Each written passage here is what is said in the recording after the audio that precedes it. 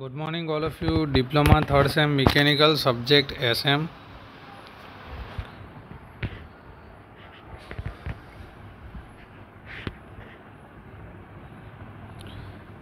Unit number 10.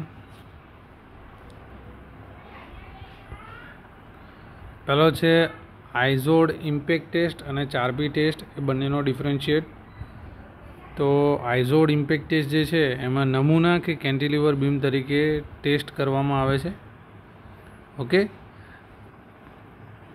નમૂના કે cantilever beam તરીકે ટેસ્ટ કરવામાં આવે છે આઇઝોડમાં, અને 4Pની અંદર સિમ્પલી સપોર્ટ બીમ તરીકે ટેસ્ટ કરવામાં આવે છે.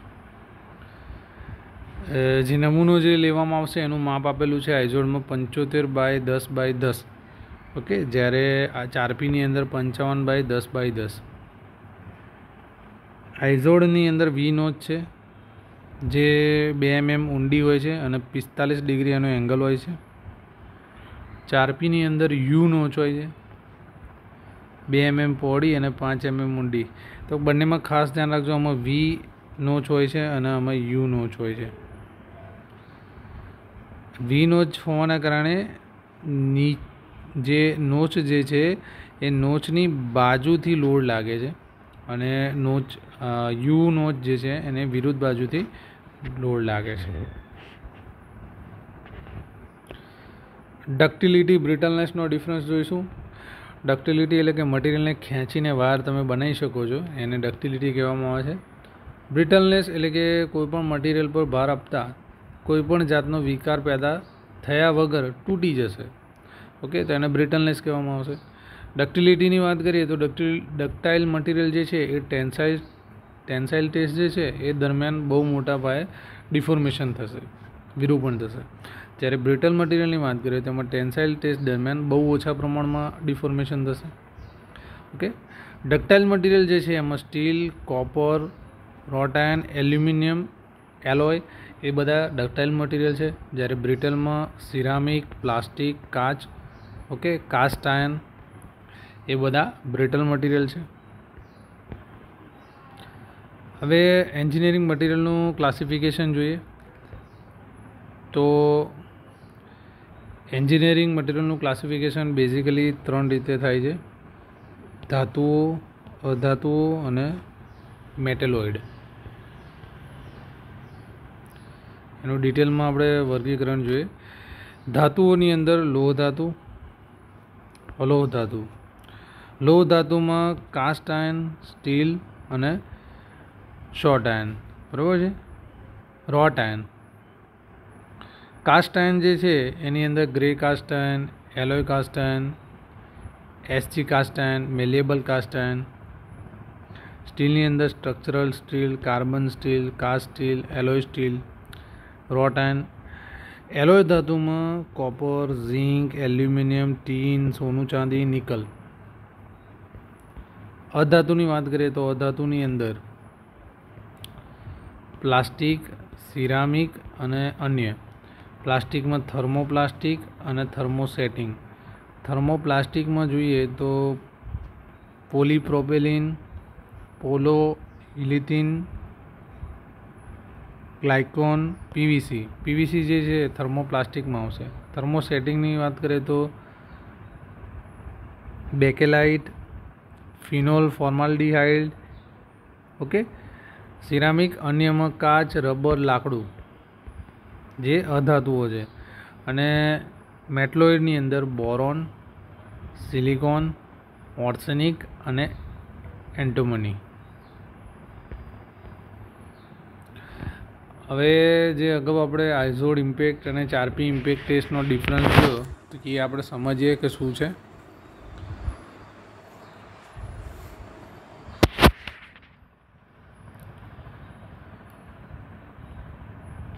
તો આપણને ખબર પડી હશે કે વી નોચ જે છે એ શામાં હતી, તો જે આઇઝોડ ઇમ્પેક્ટ ટેસ્ટ જે છે એની અંદર વી નોચ હતી, અને 4P જે છે એની અંદર શું હતી, યુ નોચ હતી. આ તમે જોઈ શકો છો, બરાબર છે. ઓકે, અને એની અંદર વી નોચ હતી. હવે આ જે ફિગર બતાવી છે, આ જે જમણી સાઈડની ફિગર જે છે એ આઇઝોડ ઇમ્પેક્ટ ટેસ્ટની છે, અને ડાબી સાઈડ જે છે એ 4P ટેસ્ટની ફિગર છે. તો ફિગર દોરી એનું ક્લાસિફિકેશન, એનું બધા નામ નિર્દેશન કરવાના છે. 2 માર્ક્સમાં પૂછાય એવો પ્રશ્ન છે. આપણે ફિગર યાદ રાખશું, બરાબર છે. આ સ્પેસિમેન છે અને આ એનું તમે યુ ટાઈપની જે તમે નોચ કહો છો એ છે, આમાં વી ટાઈપની હોય છે. Okay,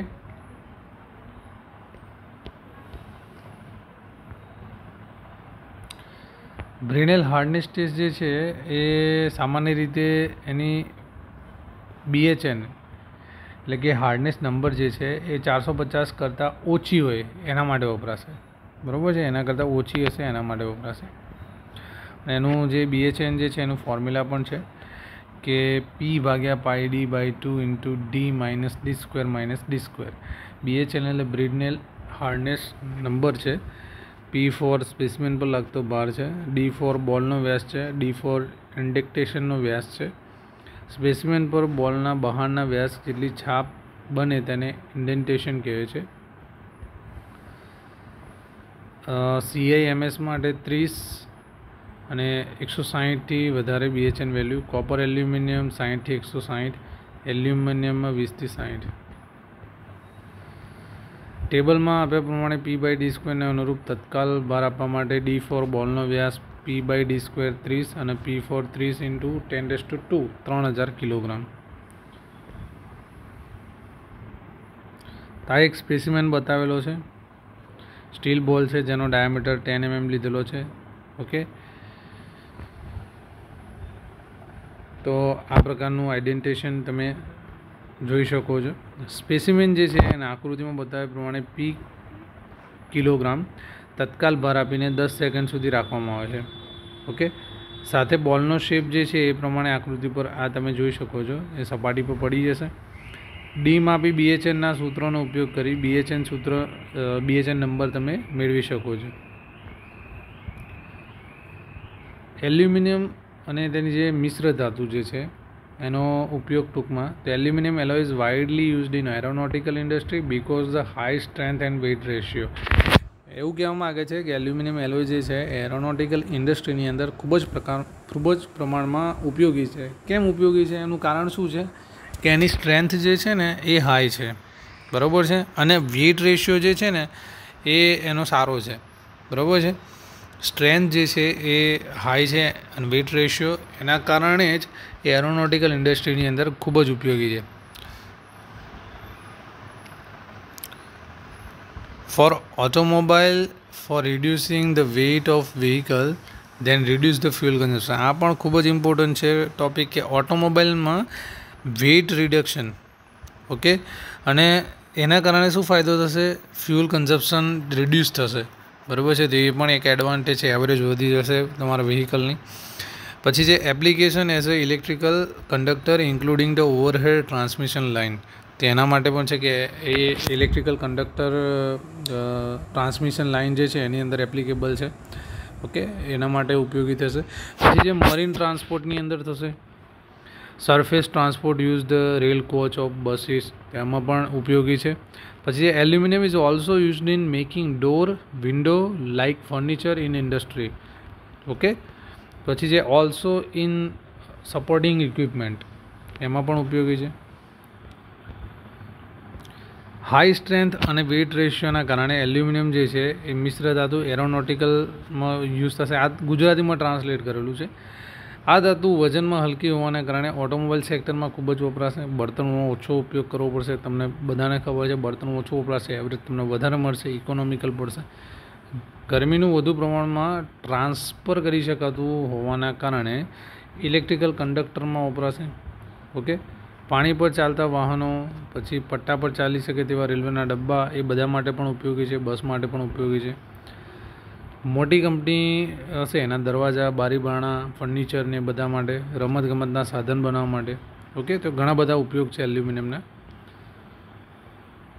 vote do you understand by malleability and ductility? તો મેલેબિલિટી એટલે શું જોઈએ?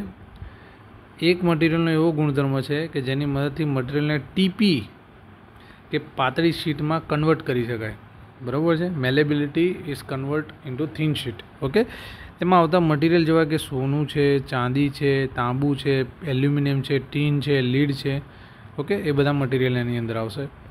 ડક્ટિલિટીની વાત કરીએ તો ડક્ટિલિટી મટીરિયલને ખેંચી વાયર બનાવી શકાય એ ગુણધર્મને ડક્ટિલિટી કહે છે. ડક્ટાઇલ મટીરિયલનું ટેન્સાઇલ ટેસ્ટ દરમિયાન બહુ મોટા પ્રમાણમાં ડિફોર્મેશન થશે. Ductile material steel, copper, wrought iron, aluminium વગેરેનું હોય છે, બનાવેલું હોય છે. Okay. Mention 4 test conducted to determine the hardness and impact strength of material. તેના માટે આપણે tensile, compressive, hardness test, impact અને shear stress. Okay. Explain Izod impact test. Izod impact test અગાઉ આપણે એક્સપ્લેન કરેલો છે, તમે જોઈ શકો છો. ઓકે. આઇઝોડ ઇમ્પેક્ટ ટેસ્ટ છે. ઓકે. અને એની આપણે ડિસ્કશન કરેલું છે, આઇઝોડ ઇમ્પેક્ટ ટેસ્ટનું આખું ડિસ્કશન કરેલું છે.